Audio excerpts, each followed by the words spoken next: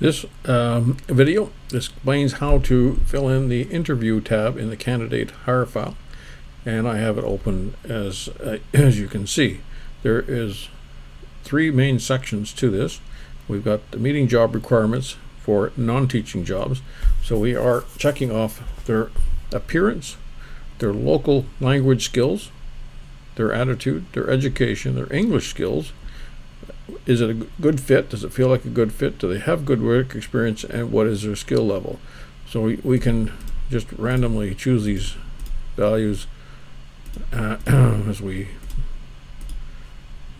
so you get an idea of, it's mostly good and average, so it looks like we've got average. Okay, and the second is rating the answers to job related questions. No point writing down the answer. It has no relevance. The question is, did they make a good answer, an average answer, a poor answer?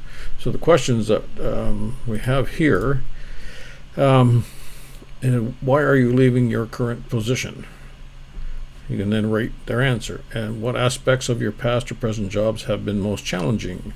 A professional challenge you have faced, and how was it resolved? Another is your most significant accomplishment on the job. Another is, what do you consider to be a strength of yours? What do you consider to be your weakness? Another, why do you think you would be a good fit for this position? And what are your professional goals for the next 5 years?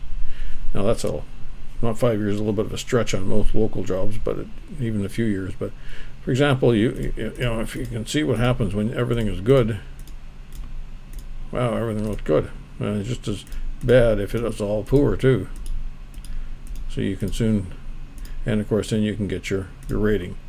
Now the interview is the next point, and it's just basically an overall assessment of it. So that you look at the attire. Did they come in nattily dressed, overdressed, so on? What was their attitude? What did you feel?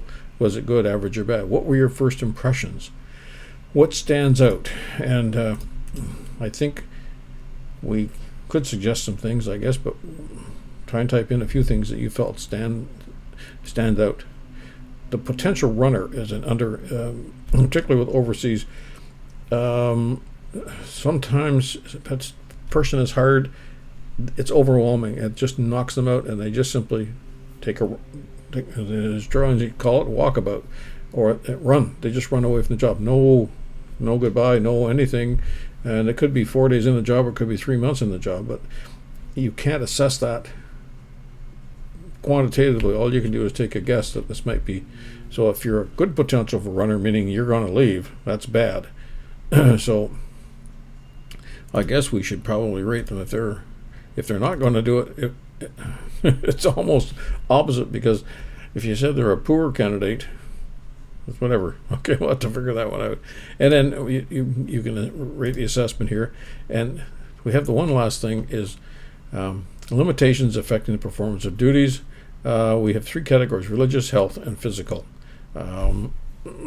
This is, again, the past catching up with us, and you get bitten once and you don't want to do it too many times.